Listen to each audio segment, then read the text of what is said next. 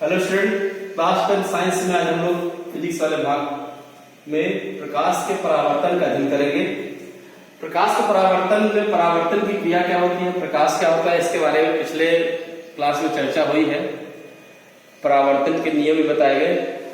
आज हम लोग चर्चा करेंगे गोलीय दर्पण पर, क्योंकि हमारे सिलेबस में 10th साइंस सिलेबस में केवल गोलीय दर्पण दिया गया है।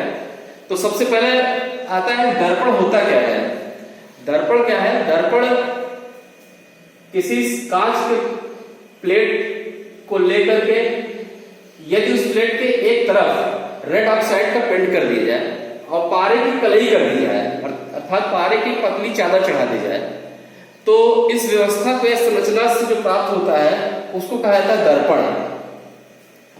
पारे की कलई जो की जाती है उससे जो हमारा प्रतिबिंब होता है वो प्रतिबिंब बिल्कुल क्लियर होता है। तो प्रतिबिंब को क्लियर स्पष्ट करने के लिए पारे की कलई की जाती है और रेड ऑक्साइड का पेंट कर दिया जाता है, जिससे प्रकाश जो है वो तल से टकरा करके वापस आए और वो हमारे आंख पड़े, जिससे कि हमें प्रतिबिंब दिखाई दे। अब दर्पण की संरचना में दर्पण मुख्यतः दो प्रकार का होता है। पहला होता है समतल दर्पण और दूसरा होता है गोलीय दर्पण। समतल दर्पण और गोलीय दर्पण।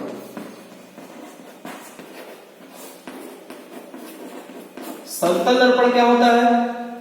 समतल दर्पण होता है यदि कांच की प्लेट हमारी बिल्कुल समतल है और उसके एक पृष्ठ पर पारे की कलई और रेड ऑक्साइड का पेंट कर दिया गया है, तो बन जाता है समतल दर्पण, जिसका उपयोग हम लोग घरों में करते हैं। घर में हम लोग अपना प्रतिबिंब देखने के लिए जिस दर्पण का प्रयोग करते हैं वो समतल दर्पण ही होता है।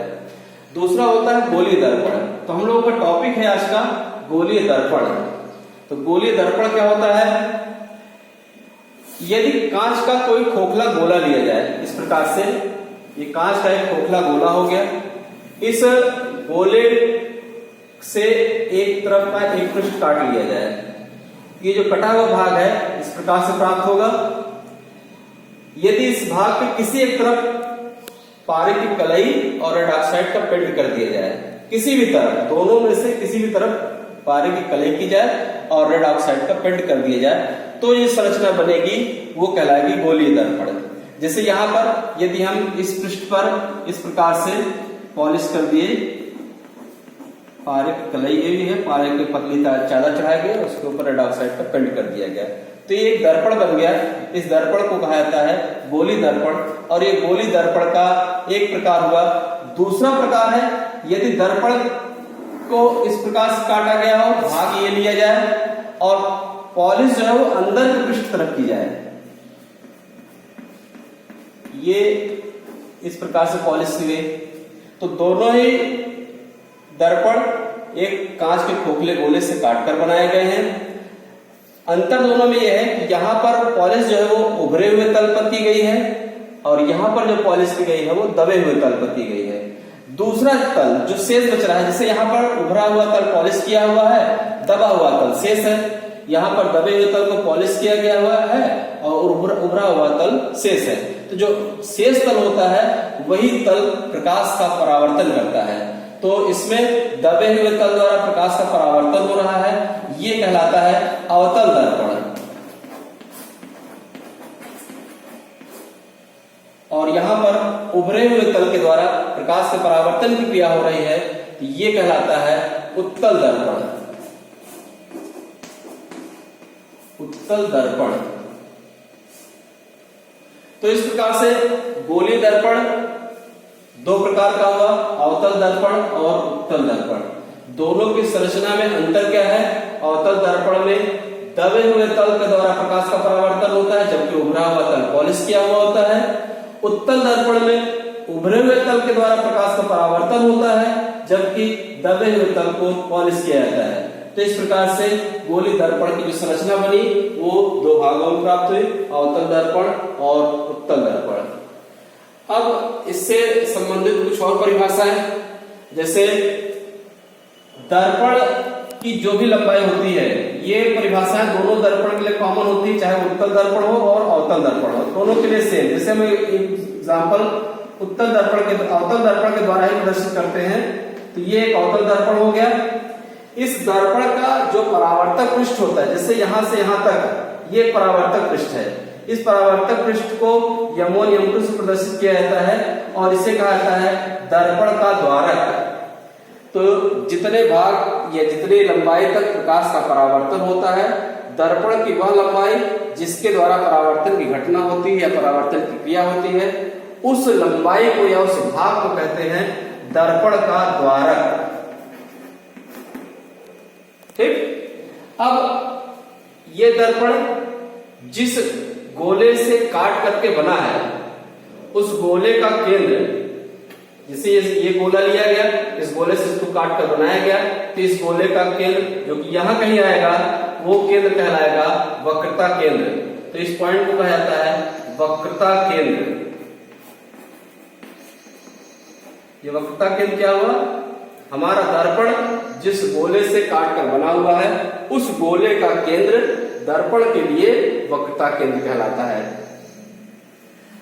परावर्तक पृष्ठ जो कि द्वारक है कहलाता है, इसका जो मध्य भाग होता है उसको कहते हैं दर्पण का ध्रुव, जिसको कि P से लिखा जाता है, ये कहलाता है ध्रुव। तो परावर्तक पृष्ठ का मध्य भाग दर्पण का ध्रुव कहलाता है। वक्रता केंद्र C से दर्पण के ध्रुव तक की लंबाई, वक्रता केंद्र C से लेकर के दर्पण के ध्रुव तक की लंबाई, इसको कहते हैं वक्रता त्रिज्या। तो यहां से यहां तक CP हमारा जो है ये कहलाता है वक्रता त्रिज्या। इसको दूसरी प्रकार से परिभाषित किया जा सकता है, किसी दर्पण के लिए दर्पण हमारा जिस गोले से काट कर बना हुआ है, उस गोले की त्रिज्या दर्पण की वक्रता त्रिज्या कहलाती है। तो परिभाषा को चाहे हम इस प्रकार से दिखाएं कि दर्पण के वक्रता केंद्र और ध्रुव तक की जो लंबाई है उसको वक्रता त्रिज्या कहें, या फिर दर्पण जिस गोले से काट कर बना हुआ है उसकी त्रिज्या दर्पण की वक्रता त्रिज्या कहलाती है।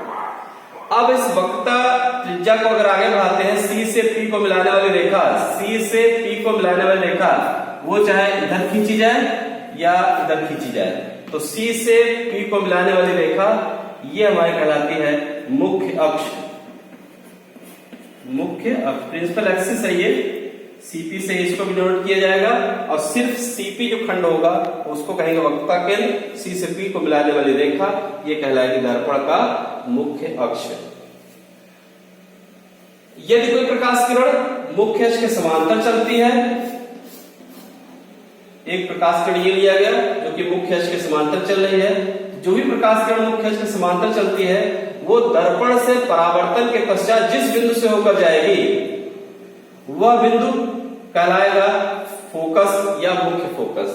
तो ये रेखा मुख्य अक्ष के समांतर चल रही है, यहाँ दर्पण से परावर्तित हुई और परावर्तित होकर किस दिशा में वापस आ रही है, ये मुख्य अक्ष पर यहाँ पर मिल रही है। तो इस पॉइंट को कहा जाएगा मुख्य फोकस या फोकस। इस फोकस को लिखा गया F से, तो हमारा जो फोकस हो गया वो हो गया F।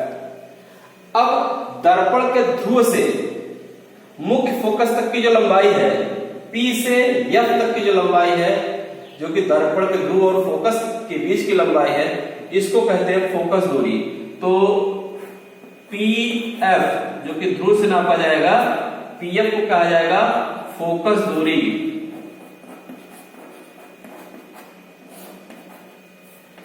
फोकस दूरी। तो ये दर्पण से संबंधित कुछ परिभाषाएं थी। दर्पण का हमारी क्या हो गई? फोकस दूरी। इस फोकस दूरी को हम लोग स्मॉल f से प्रदर्शित करते हैं। f से p या p से f तक की जो दूरी हुई ये कहलाई फोकस दूरी। तो यहां ध्यान देंगे, फोकस जो होगा, फोकस बिंदु, उसको हम कैपिटल F से प्रदर्शित करेंगे, और फोकस दूरी जो होगी, ध्रुव से फोकस तक की जो दूरी होगी उसको स्मॉल f से प्रदर्शित करेंगे। तो दोनों का जो अंतर है कैपिटल F और small f, capital F point होगा, बिंदु होगा जो कि फोकस कहलाएगा, और स्मॉल f जो होगी वो दूरी होगी जिसको कि हम लोग फोकस दूरी कहेंगे। एक परिभाषा और यहां पर है, फोकस से होकर जाने वाले और मुख्य अक्ष के लंबवत, फोकस से होकर जाए और मुख्य अक्ष के लंबवत हो। तो यहाँ पर इस प्रकार से एक रेखा खींची जा सकती है जो कि फोकस से गुजर रही है और मुख्य अक्ष के लंबवत है। इस रेखा को कहते हैं फोकस तल।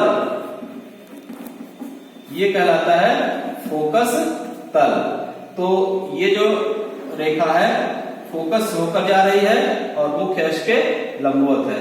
फिलहाल इस परिभाषा का कहीं उपयोग हम लोग को नहीं करना है। जो मुख्य परिभाषा थी वो द्वारक है, ध्रुव है, वक्रता केंद्र है, वक्रता त्रिज्या है, फोकस है और फोकस दूरी है। तो इस प्रकार से दर्पण से संबंधित ये कुछ छोटी छोटी परिभाषाएं हैं जो कि हमें जाननी चाहिए। इन परिभाषाओं में कुछ परिभाषाओं को यूज हम लोग लगातार बीच बीच में करते रहेंगे ताकि हमें प्रतिबिंब और उस प्रतिबिंब बनने की घटना दोनों को समझने में आसानी हो सके।